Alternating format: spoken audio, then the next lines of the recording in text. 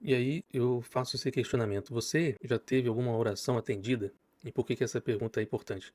Porque se nós, sendo ainda pecadores, já tivemos algumas orações, pedidos atendidos, imagina a de Cristo, a oração de Cristo, o pedido de Cristo. Ele não será também atendido? E esse desejo, esse pedido feito por Cristo, ele também é a união do noivo, sendo Cristo o noivo, e a noiva, sendo a noiva a igreja. E, em outras palavras, esse contexto também é chamado de as bodas do Cordeiro. E vamos ver isso aqui em João 17. Todo o capítulo é importante, mas eu destaquei aqui alguns versículos. É por eles que eu rogo, não rogo pelo mundo, mas por aqueles que me deste, porque são teus. Já não estou no mundo, mas eles continuam no mundo. Ao passo que eu vou para junto de ti, Pai Santo, guarda-os em teu nome, que me deste, para que eles sejam um, assim como nós. E a gente vai ver que não é um com os irmãos, primeiramente, mas um com Cristo, primeiramente. Porque se somos um com Cristo, primeiramente, seremos um com todos os que são com Ele. E a favor deles eu me santifico a mim mesmo. Não que Cristo tenha pecado em si, né? Mas porque se seremos um com Ele, ele nos purifica, como se purificasse a si mesmo, para que eles também sejam santificados na verdade. Não rogo somente por estes, mas também por aqueles que vierem a crer em mim, por intermédio da sua palavra, a fim de que todos sejam um, e como és tu, ó Pai, em mim e eu em ti, também sejam eles em nós, para que o mundo creia que tu me enviastes. Eu lhes tenho transmitido a glória que me tens dado, para que sejam um como nós o somos, eu neles e tu em mim, a fim de que sejam aperfeiçoados na unidade, para que o mundo conheça que tu me enviastes e o amastes, como também amastes a mim. Pai, a minha vontade é que onde eu estou estejam também comigo os que me deste, para que vejam a minha glória que me conferiste. Porque me amastes antes da fundação do mundo, eu lhes fiz conhecer o teu nome e ainda o farei conhecer, a fim de que o amor com que me amastes esteja neles e eu neles esteja. Tudo isso aqui está evidenciando uma união que haverá no futuro e nós temos essa promessa. Isso se cumprirá e a gente vai ver isso aqui, porque isso aqui também está lá em Apocalipse. E assim como acontece aqui na Terra, em que um casal, eles se tornam uma só carne quando consumam o casamento, da mesma forma, isso acontecerá entre o Messias e a igreja, entre o noivo e a noiva. Porém, já é bom destacar aqui que, imagina um pastor sendo casado com uma médica. Não seria lícito eu me consultar com o pastor, coisas de medicina, como se fosse com a médica. Mesmo ele sendo casado com ela, sendo um com ela, tendo convivência e tendo até mesmo um pouco de experiência naquilo que ela trabalha, não seria lícito isso. E de forma semelhante o oposto também. Não seria lícito eu me consultar com a médica coisas concernentes à escatologia, à teologia, como se fosse ao pastor, mesmo ela tendo essa experiência de convívio com ele. E a gente vai ver que nessa união seremos semelhantes a ele, porém, de forma alguma, dignos de adoração de alguma forma, né, de algum tipo.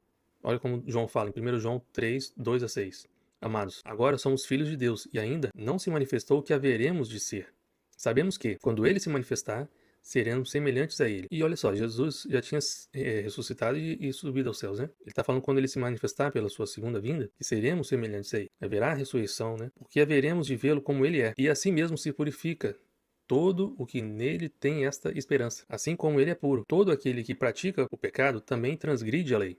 Porque o pecado é a transgressão da lei. Sabeis também que ele se manifestou para tirar os pecados, e nele não existe pecado. Todo aquele que permanece nele não vive pecando. Todo aquele que vive pecando não o viu e nem o conheceu. E olha só o que está em Apocalipse 19, 7. Alegremos-nos, exultemos e demos-lhe a glória, porque são chegadas as bodas do Cordeiro, cuja esposa a si mesmo já se ataviou. E ataviar seria a mesma coisa de ornar, enfeitar, embelezar, vestir-se bem, apontar-se. Em outras palavras, se santificar, se purificar, como em João aqui está falando. É assim mesmo se purificou, se santificou. É uma ação que precisa ter um desejo meu para que isso aconteça. Em 1 Coríntios 15, 47 e 48, vai falar um pouco sobre o homem celestial, porque assim como nós somos a imagem do que é terreno, devemos também trazer aqui para o presente a imagem do homem celestial.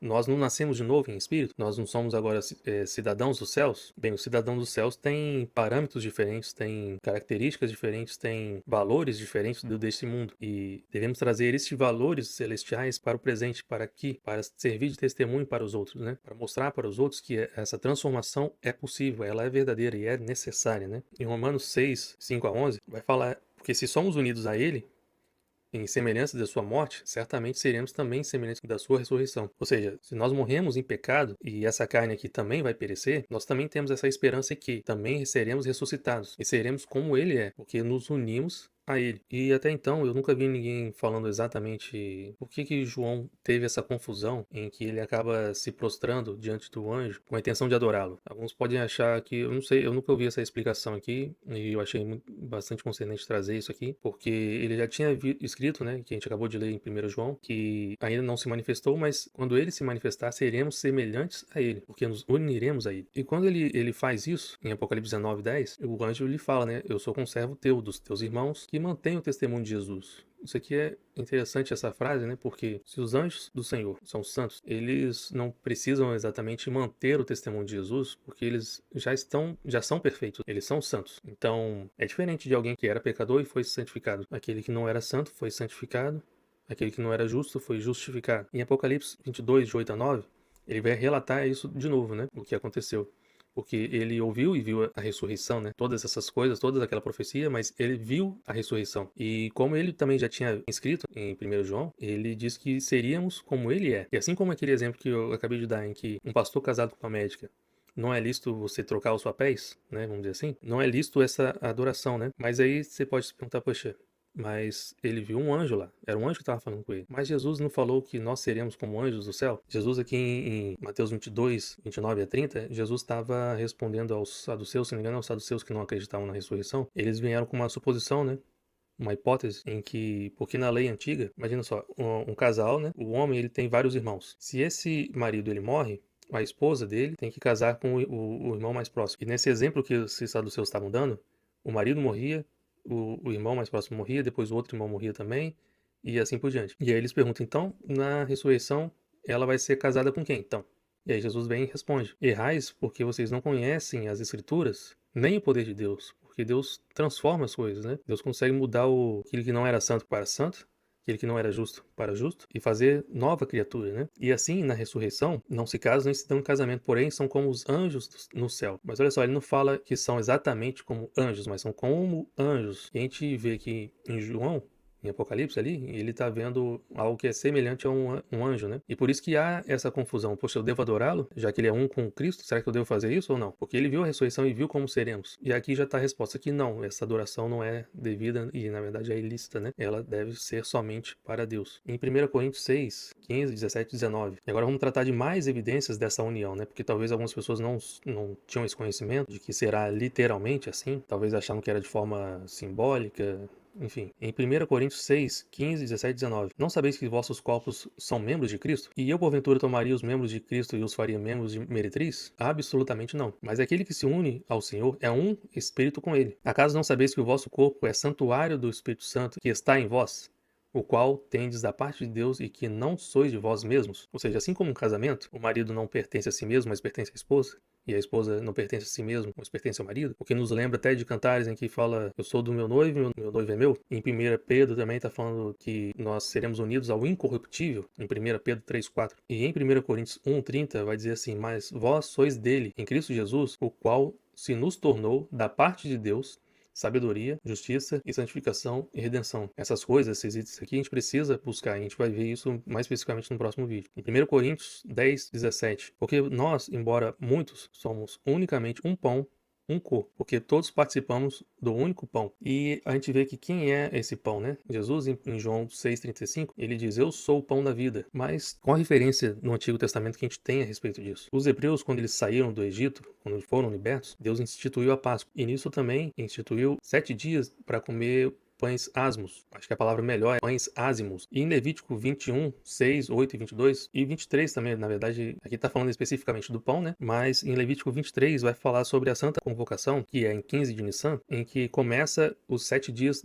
para comer esse pão ázimo, né? E o interessante é que a gente vai ver que Jesus, ele morreu à véspera da Páscoa. A Páscoa acontece em 14 de Nissan. Jesus morre ao dia 13 de Nissan, quase no final do dia 13, né? De Nissan. E ele ressuscita no dia 15 de Nissan, que é o mesmo dia dessa santa convocação que está em Levítico 23. E isso já nos abre uma porta, vamos dizer assim, de que as datas escritas na Bíblia, ela tem sim importância, tem relevância para os nossos dias. Ela se cumpriu em Cristo e aí você pode pensar assim, mas ela se cumpriu em Cristo. Tá, mas a gente não crê em um Cristo que vem 2 vezes? Ele primeiro veio para padecer e depois vem para vencer? Então, nem tudo se cumpriu naquele momento de Jesus, ainda se cumprirá no futuro, né? Então, certas datas têm sim importância, relevância para podermos entender o que está em Apocalipse e quando, né? E qual a base que a gente vai usar para poder chegar nesse entendimento. Mais evidências dessa união. Várias vezes Deus fala, principalmente em Levítico, vós sereis santos porque eu sou santo. Mas por que Deus está falando isso? É só porque eles são povo exclusivo de Deus? Mas também é porque se não forem santos, não serão um com ele. Em Hebreus 12:14 diz assim: segui a paz com todos e a santificação, sem a qual ninguém verá o Senhor. Ou seja, é por isso que eu preciso buscar essa santificação, em que sem ela eu não consigo ser um com o próprio Deus que é santo. Em 1 Pedro 3,15, antes santificai a Cristo como Senhor em vosso coração, estando sempre preparados para responder a todo aquele que vos pedir razão da esperança que há em vós. E aqui eu já posso falar um pouco de mim também, porque convivendo com algumas pessoas, eu comecei a perceber certas divergências nesse conceito de o que é a igreja, do que nós devemos fazer, do que é ser cristão de verdade. E tem um ditado popular que diz que quando você quer aprender mais sobre a respeito de alguma coisa, comece a escrever sobre essa coisa. E foi isso que eu comecei a fazer. Eu comecei a querer escrever o que é o cristianismo e eu comecei a perceber que eu comecei a aprender muito mais. Além de que, mesmo lendo a Bíblia todo dia, eu lia em pedaços, mas parecia que não sei explicar exatamente por quê, mas quando eu comecei a fazer esses estudos, eu comecei a estudar praticamente o dia inteiro. E depois do quarto dia, tipo assim, passando praticamente 8 horas, 4 dias seguidos, lendo cada vez mais a Bíblia, eu percebi que a minha fé tinha aumentado novamente, como fazia muito tempo que eu não via, não percebia. E isso tem bastante importância em nós buscarmos isso, né? E eu comecei a escrever essas coisas e percebi que comecei a aprender muito mais. E agora eu vejo que isso já estava escrito aqui, a gente precisa ter na nossa mente bem certo, bem sólido, com referências bíblicas inclusive, né, claro, por que nós cremos no que cremos. E por que nós cremos da forma que cremos? Se a gente fala que isso é pecado, por que que é pecado? Onde está escrito? Ah, isso aqui não é lícito. Por quê? Sendo que nós temos essa nova consciência, né? O Espírito Santo trazendo para nós a mente de Cristo. E nós devemos estar sempre preparados. Ou seja, é preciso ter esses conceitos bem consolidados na nossa mente. Ou seja, até mesmo em outras palavras, aquilo que o apóstolo Paulo fala sobre o calçado da preparação do evangelho da paz, também faz parte disso, de estar preparado para responder sobre o evangelho, por exemplo. Em 2 Timóteo 2,19, entretanto, o firme fundamento de Deus permanece. Tendo este selo, o Senhor conhece os que lhe pertencem, e mais, aparte-se da injustiça todo aquele que professa o nome do Senhor. E eu também demorei muito a entender sobre essa justiça que nós devemos fazer e também o que é a injustiça que a gente acaba fazendo sem perceber, porque a palavra justiça no hebraico, ela também denomina caridade. Eu só não lembro se é exatamente a mesma palavra que é usada nos dois contextos, né? E eu não sei se no passado, né, algumas traduções que tinham, a palavra justiça às vezes era colocada como caridade, talvez por conta dessa palavra ser a mesma, né? Como seria então essa justiça? Jesus diz que João Batista foi o maior dos profetas. E o que que João Batista pregou? Você tendo duas capas, reparta com aquele que não tem. Ou seja, reparta aquilo que é seu com o próximo. Deus te deu mais do que você precisa. Mais do que o suficiente. Se você quer ser imitador de Deus, você acaba fazendo aquilo que Deus faz também. Porque nós não merecíamos nada, receber nada. Mas Deus nos deu ainda assim. E nos deu ainda mais. Por que que ele faz isso conosco? Para que possamos ter a oportunidade de ser imitador dele também. Fazendo o quê? A justiça, que é repartindo com aquele que não tem. Então, isso é justiça divina. Porém, é preciso deixar bem claro que, diferente como algumas pessoas pensam, não é o governo que tem que fazer a justiça, tem que fazer a igualdade com as pessoas, com o dinheiro dos outros, ao invés de você fazer com o seu próprio. Não é também transferir, na verdade, para a igreja essa responsabilidade de que a igreja que tem que fazer esse tipo de ação, esse tipo de caridade, mas é você que tem que fazer. E isso o apóstolo João também fala, porque existem pecados que não são para a morte. A injustiça é um deles. A injustiça desse tipo, né? Ela é um pecado que não é para a morte. Quando nós deixamos de fazer essa justiça, a omissão também é pecado, né? Não quer dizer que nós tenhamos que repartir tudo e não ficar nada para nós, né? Porque a gente tem que também ter a sabedoria de como entender essas coisas, de ter realmente a mente de Cristo. Porque um exemplo muito besta, já adianto que é muito besta, porque Jesus fala assim: todo aquele que te pede emprestado, empresta. Tá ok, mas imagina alguém casado, aí vem uma outra pessoa, você me empresta sua esposa? Seria lícito fazer isso, emprestar a esposa? Claro que não, né? Então existem princípios que não podem ser quebrados. Não é de forma que você faça semelhante àquilo que está em 1 Coríntios 13, em que eu sendo rico, eu distribuo todas as minhas riquezas entre os pobres. Porém, o apóstolo também está falando, se você não tiver amor,